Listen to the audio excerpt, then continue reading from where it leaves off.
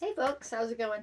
So, I'm going to do a little bit of a video here, apparently, about how to figure out your individual dosage when working with tinctures. Now, I do have a video called Let's Talk All About Tinctures where I go over this and a ton more information. I talk about how to strain it, what to do when you're done, troubleshooting, problem solving. I tried to smash those two together like a true professional. And but I get the same question probably about 50 times a day, like ad nauseum, like constantly. And that is, how do I know what amount to take? What should I be taking? What's the dosage? How many drops? And here's the thing, I get it. You've grown up in a society where you go to the doctor, they write a thing down, you go through the little window, they give you a bottle of pills, and on there it says how many to take a day. Right, take it with food, take it with this, and you have all these defined instructions. But herbs are not pharmaceuticals. Now, it doesn't mean that they can't harm you and that they can't be hurtful or helpful in all the same ways that like pharma can. But what it means is that there is no one study saying that X amount of body weight and height and gender needs to take X amount of pearly everlasting or X amount of motherwort tincture. It is hyper individualized, and herbs ask you to be responsible for paying it, like for your own body. Like you have to pay attention to like what your body is saying, and that's another thing that we're not accustomed to, right?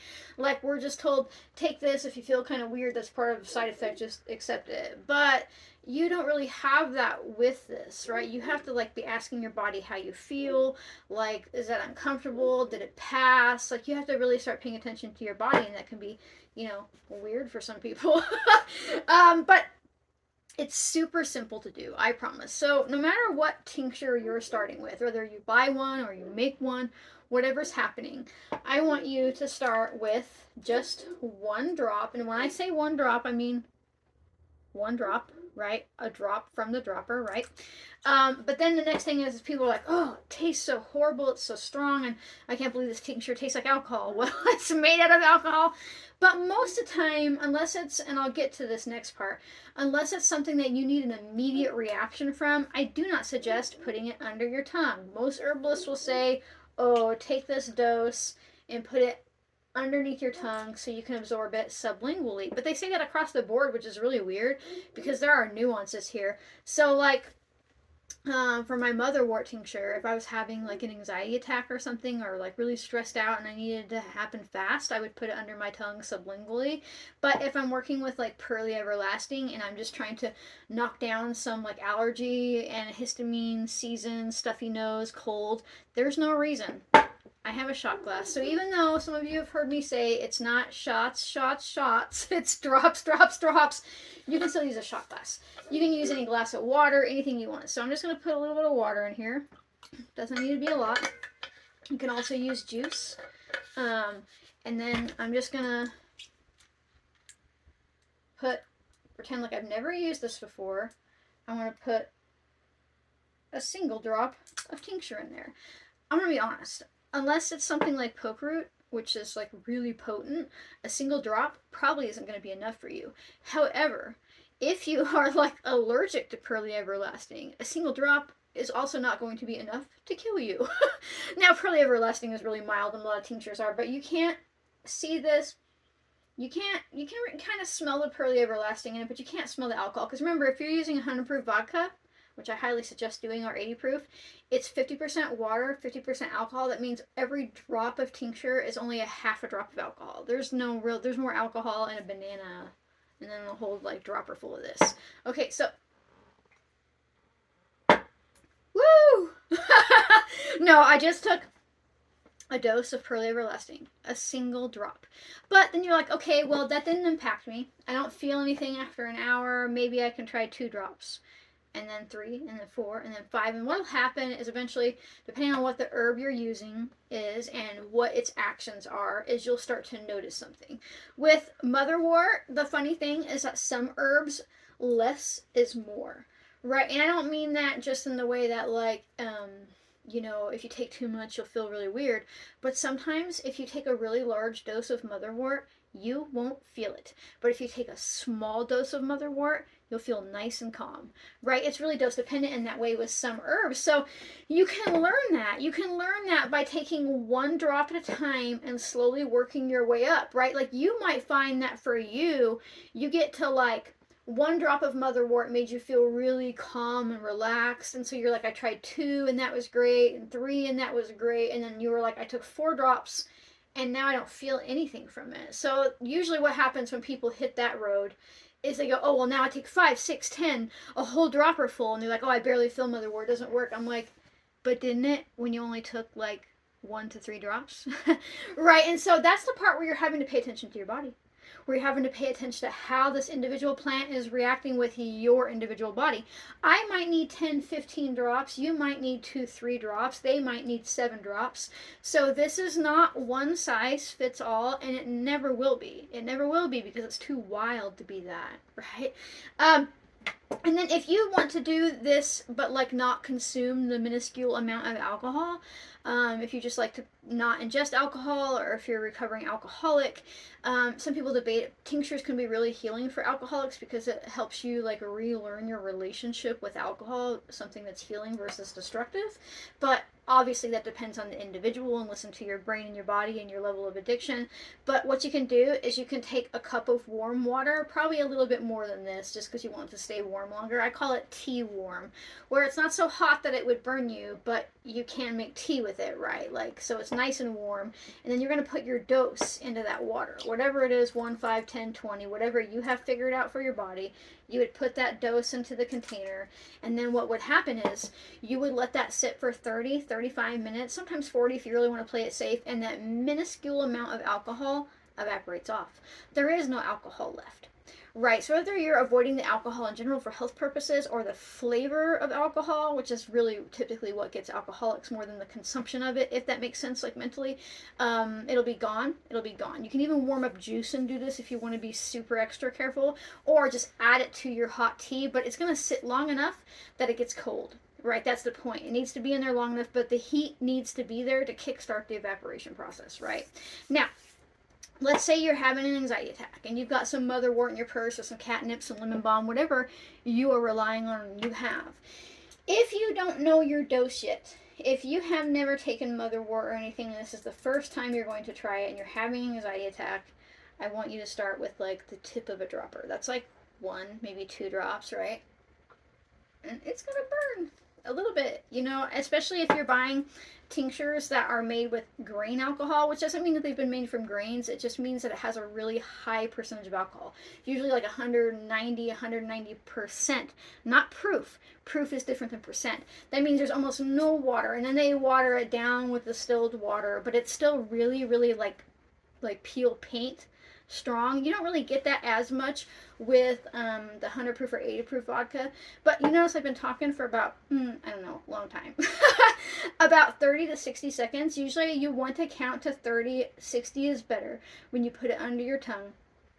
And then you can swallow, because that gives it time to absorb sublingually underneath of your tongue. And if you didn't know this, the fastest way to get an herb or medication or anything into your system is under your tongue directly. It puts it right into your bloodstream. That's why when people are having like heart attacks and things like that, and they have like glycerin pills, like nitroglycerin pills, they put it right under their tongue because it instantly gets into their bloodstream. That's the fastest transdermal means skin, but that's the fastest you get it. Absorption area is under your tongue. And then you can be like, okay, well, woo, I really felt that, right? Or you can be like, it's been like 5 or 10 minutes and I don't feel any different. Okay, take 2 more. Right? So, and then eventually you can get to the point where you're an old head and you've been doing tinctures for a long time, and you know that how much you need of something, and then maybe you do or don't need it under your tongue, and then you can go, like, you can eye it. You don't have to count your drops. Once you know what's happening, I can be like, you know what? I need that much. Not making another video after this. Oh, I can't even get it in there. Dysgraphia. So you can be like, I need that much. But if you started like that and you didn't know, and you didn't know how you felt taking this plant, and you didn't have a relationship with it yet, and you are like allergic, or like you really only need a few drops, it could mess your day up. A long time ago, in a different life, I had made a cannabis tincture for some patients of mine, right? And I had some friends that were staying at my house while I wasn't there. Well, they were like, they didn't really know what a tincture was, and this was like literally like 15 years ago. They decided to take this whole pint jar, which is like the size of this or so, and they didn't realize that it was drops, drops, drops, not shots, shots, shots. And so they strained it out, and they just started taking shots of this cannabis tincture. Now, this one guy, I shit you not, was like 6'5", 300+ pounds, a huge person, right? Just like huge person. This man called me from his mother's bathtub because he had basically OD'd himself on cannabis. Now I know that's a psychoactive plant, but imagine if you did that with motherwort or pearly everlasting or any other herb that you're working with. You may not get high like he did and have to hide in the bathtub and need somebody to bring you like snacks and comfort you and talk you down, but you might end up vomiting, diarrhea, you could feel really bad. It can do things to your internal organs depending on what herbs you work with. Now, most of the herbs that I teach about on my YouTube channel, I work with like safe, simple herbs. I don't really fuck with the poisonous plants a whole lot because I believe plants tell us when they want to have a relationship, right? But you might be getting tinctures from somewhere else, making your own tinctures from a different plant, and you have to understand that these are not benign, right? They are helping you because they are doing something, and that something is typically impacting some sort of function in your body, whether it's at a cellular level or cardiovascular, your liver, your kidney, your gallbladder, your digestive, whatever it is. I don't like the term the poison is in the dose because I actually am not big into homeopathy. I think that there's a lot of problems there, but that's a whole different video. But that in this concept, it is like you might only take like a drop of poke root, which is like the normal tiny amount. You really don't want to take a whole lot more than poke root because she's very strong, and be fine. But if you took a shot of poke root, you could end up with like severe psychosis and like doing damage to your cardiovascular system and in the hospital and having a mental breakdown, right? So that's the difference. And of course, that's extreme difference. Honestly, if I drank this whole bottle of motherwort, I'd probably feel kind of pukey and then I'd sleep for like 15 hours or something like that, or my thyroid would downregulate for a while. It just depends on the herb that you're working with. But it really is as simple as taking one drop and working your way up. Working your way up to find your dose. If you get to the point where you're like, I felt really good, let's say on 5 drops. But then at 10, I started having all these side effects and I felt weird, so I didn't take that tincture anymore. Of course, you can say, I don't like the way that made me feel at all, and I don't feel like I had any benefits before. Then you can decide to stop taking it because it's your individual body. But what if that wasn't that it was making you sick in regards of hurting you? It was just your body saying, hey, I only wanted like 3 or 4 drops. Right. And so, but also, we're really accustomed to instant gratification in our society, and that comes along with working with herbal remedies too. Like some people be like, well, I took 2 drops and I didn't feel anything, so it didn't do anything.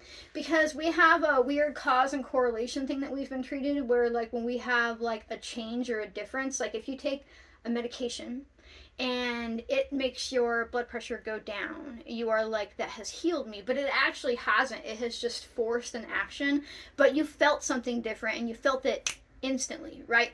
And so people get frustrated if the thing they're working with doesn't work instantly because they think it doesn't work, right?